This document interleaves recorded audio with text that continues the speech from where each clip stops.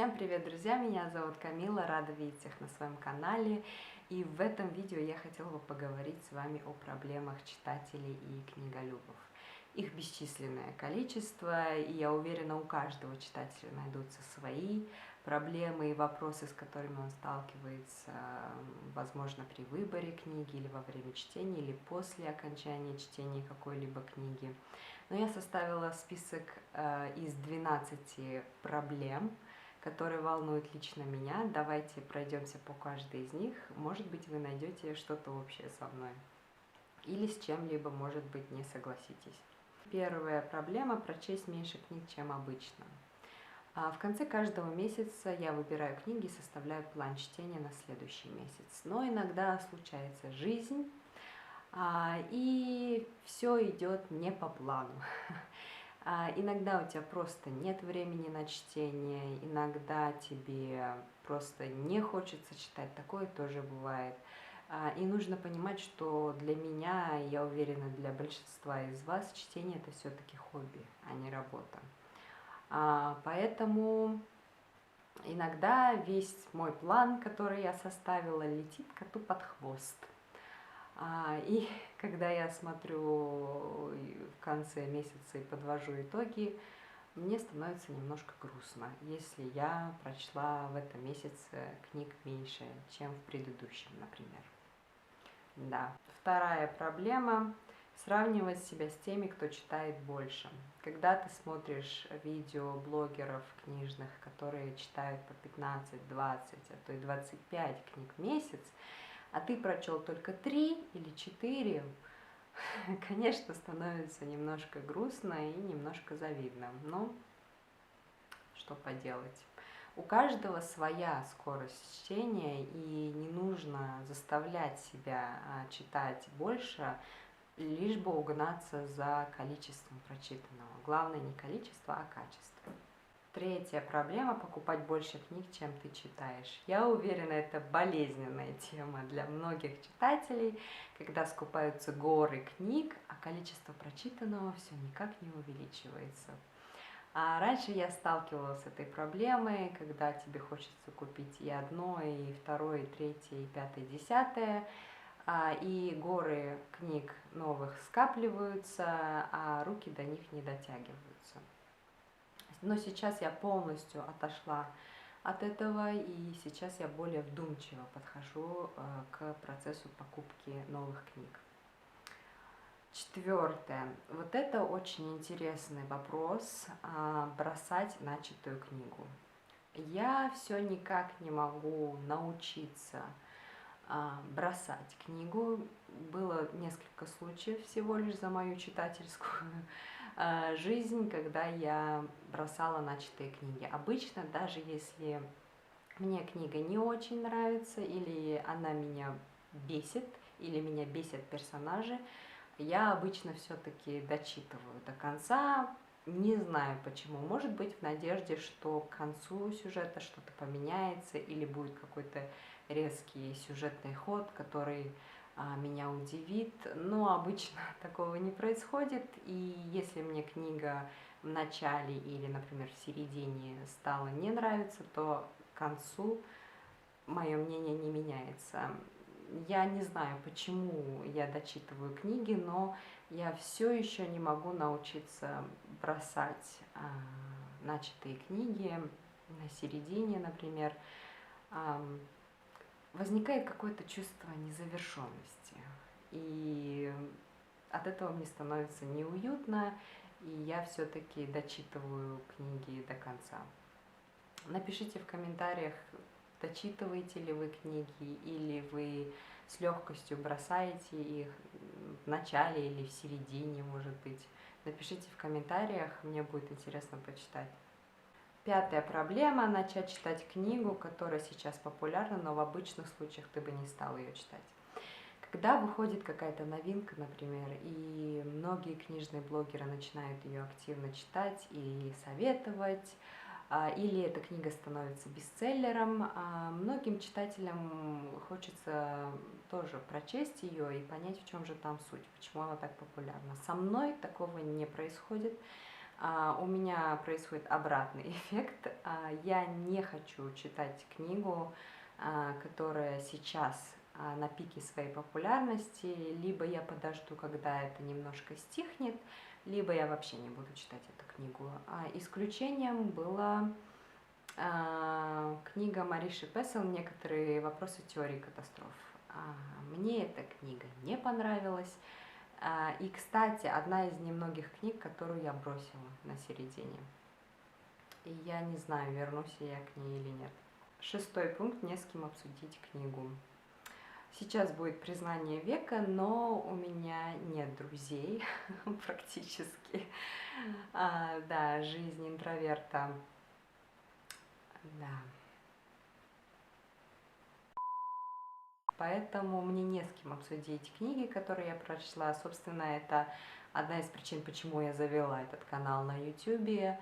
Но мои видео смотрят не такое большое количество людей, поэтому сейчас мало что изменилось. Может, в будущем, когда моя аудитория увеличится, я смогу делать трансляции, например, на которых мы сможем вживую обсуждать книги. Думаю, это будет замечательно, интересно. Но сейчас такой возможности нет. 7 пункт – читать слишком много книг одновременно. В этом вся я, это мой читательский стиль. Когда я начинаю читать одну книгу, мне хочется взяться и за вторую, и за третью. Например, когда ты читаешь одну объемную книгу, ты немножко застреваешь в этом сюжете, тебе не хочется сменить обстановку, сменить историю, сменить сюжет, и ты берешься за вторую книгу или, может быть, даже за третью. Мой рекорд, я один раз посчитала, сколько книг я читала одновременно, 7. Да, 7 книг я читала одновременно, и абсолютно никакой путаницы в сюжете и в персонажах у меня не возникало. Главное дочитывать эти книги, а не бросать наполовине. 8 пункт – составить список чтения, но начать читать другую книгу. Это для меня проблема, потому что, как я уже говорила, я составляю список на чтение, но, конечно же, появляется какая-то другая книга, которую нужно прочесть и как можно скорее, и этот список, он отодвигается или откладывается. Обычно в этом списке книги, которые я давно хотела прочесть, но они откладывались по этой же самой причине. 9 пункт – сложно отделить личность писателя от его творчества. Для меня это реально сложный вопрос, потому что я не могу найти однозначного ответа на него. Давайте вместе пообсуждаем это и оставляйте свое мнение в комментариях, мне будет интересно почитать. Прежде всего, нужно понимать, что писатели и поэты – это люди. Это не какие-то небожители, и не нужно их идеализировать. Писатели – это люди со своими слабостями, страхами, неуверенностью. И давайте скажем прямо, многие из великих писателей были довольно-таки спорными личностями, и то, что они делали или говорили, вызывали и вызывают вопросы до сих пор. Но мне кажется, можно относиться к этому спокойно, когда это касается жизни самого писателя, это его личное дело. И это никак не то, что он высказывает или делает, никак не касается других людей. Например, когда писатели или поэты алкоголики или наркоманы, к этому можно совершенно спокойно относиться. Это была их жизнь, они сами решали, что делать. Например, история знает кучу примеров. Хемингуэй и Фицджеральд были алкоголиками, а Фицджеральд со своей женой Зельдой творили вообще непонятно что, появлялись голыми в общественных местах, купались в фонтанах, катались на крышах такси. Джон Стейнбек, когда был в России, прибухнул с алкашами, его нашли вместе с ними на лавочке на улице. Булгаков был морфинистом, Достоевский был игроманом, Джек Лондон был алкоголиком, страдал депрессией, в итоге покончил с собой.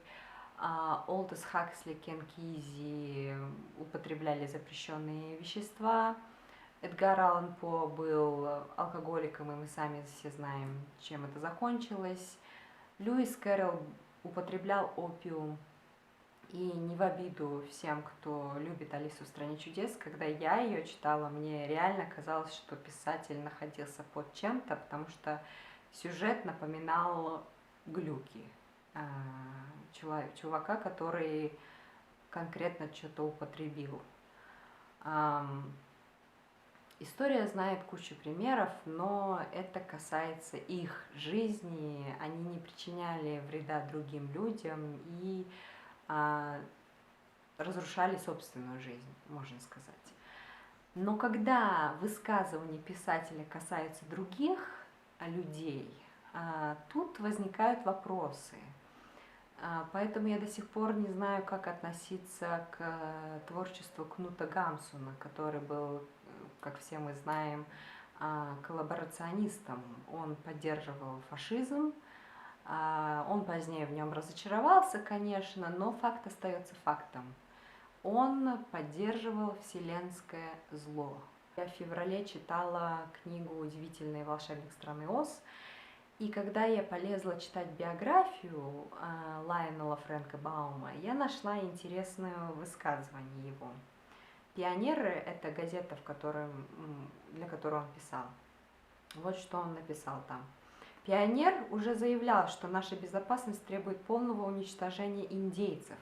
Притесняя их в течение веков, нам следует, чтобы защитить нашу цивилизацию, еще раз их притеснить и стереть, наконец, этих диких и неприручаемых тварей с лица земли». Это человек, который писал детские книги для детей, которые, казалось бы, должны нести только хорошее в этот мир. Как такой человек может при этом высказываться так, как он высказывался? Конечно, его семья принесла извинения, но осадок у меня остался. И, честно сказать, впечатления от этого высказывания, от его личности наложились на впечатления от книги и заметно их подпортили, честно скажу. Поэтому я не знаю однозначного ответа на этот вопрос. 10-й пункт – нет денег на книги. Это просто боль. Это просто боль, когда ты смотришь на ценник в книжном магазине или в онлайн-магазине и смотришь на свой пустой кошелек, это просто хочется плакать.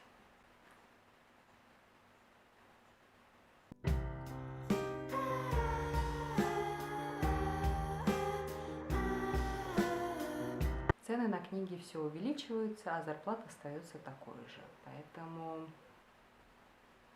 да, это просто боль.